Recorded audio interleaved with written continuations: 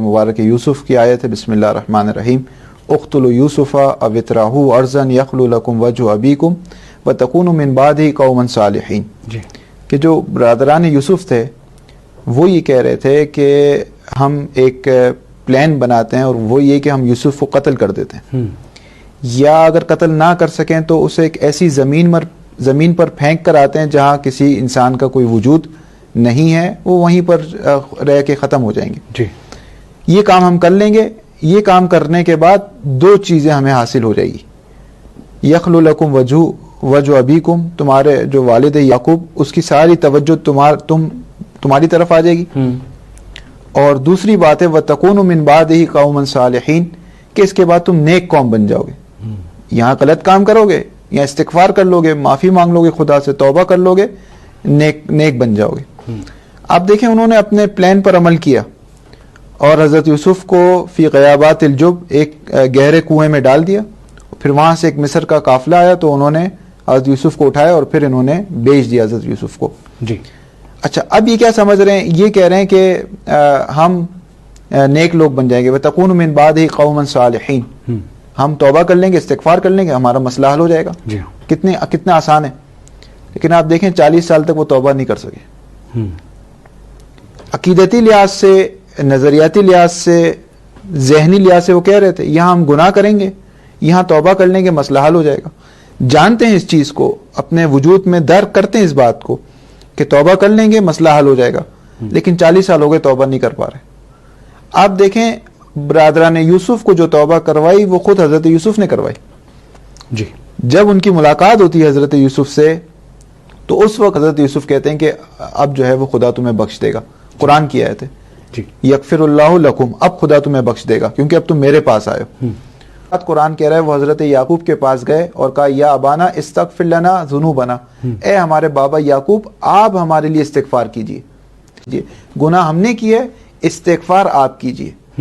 تو اس وقت حضرت یعقوب جو بظاہر جیسے کچھ مسلمانوں کی جو سوچ ہے، جو فکر ہے، جو نظریہ ہے، جو تعقل و تفکر کا طریقہ ہے، اس بنا پر تو حضرت یعقوب کو کہنا چاہیے بیٹا آپ خود استغفار کرو، پروردگار تمہارے ساتھ ہے، خود استغفار کرو. میں کون ہوتا ہے؟ تو شرک ہے.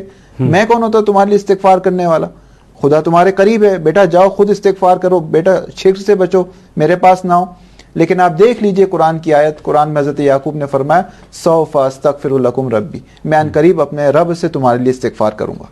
کیونکہ وہ بھی یہ جانتے تھے کہ اگر میرے بچوں کی یہ خطا، یہ انہوں نے جو گناہ کیا ہے، اس کی توبہ ملے گی تو میرے ذریعے سے ملے گی.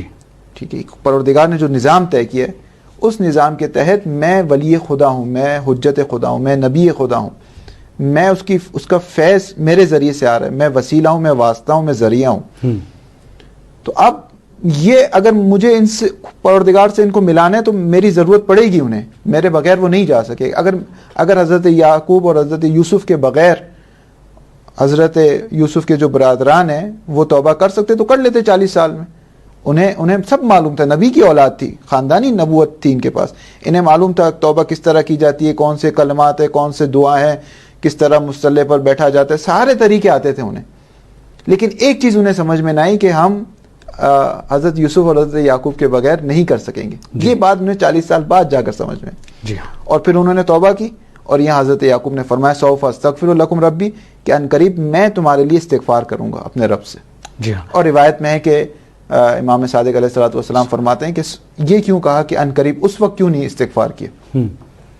تو امام فرماتے ہیں کہ حضرت یعقوب جیسا کہ آج کی رات بھی ہے، شب جمعہ سحر کے وقت کا انتظار کر رہے تھے کہ شب جمعہ سحر کے وقت میں پروردگار سے اپنے بچوں کی یہ جو انہوں نے غلطی کی، جو گناہ کی، اس کا استغفار کروں گا. اب دیکھیں یہ سینیریو آپ اٹھائیں اور کئی 100 سال بعد جا کر دوبارہ آ جائیں.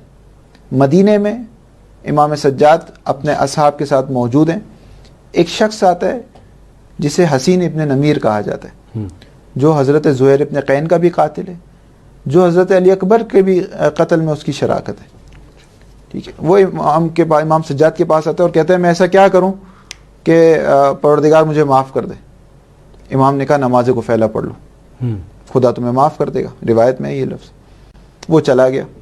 اصحاب تھے وہ حیران اور سرگرداں اور پریشان ہو گئے، جیسے ہم بھی ہوتے ہیں تو یہی ہوتا اسی طرح. وہ امام کے پاس آئے, امام سے کہا امام آپ نہیں جانتے یہ کون ہے؟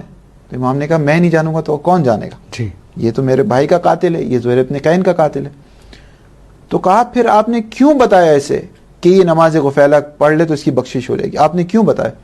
تو امام نے فرمایا میں رحمان کی طرف سے امام ہوں, بے شک وہ فیض مطلق ہے, میں بخل نہیں کر سکتا, جی میں جس ذات نے مجھے امام بنایا ہے اس ذات میں بخل نہیں ہے, میں بھی بخل نہیں کر سکتا, جی میں اپنا فیض پہنچاؤں گا.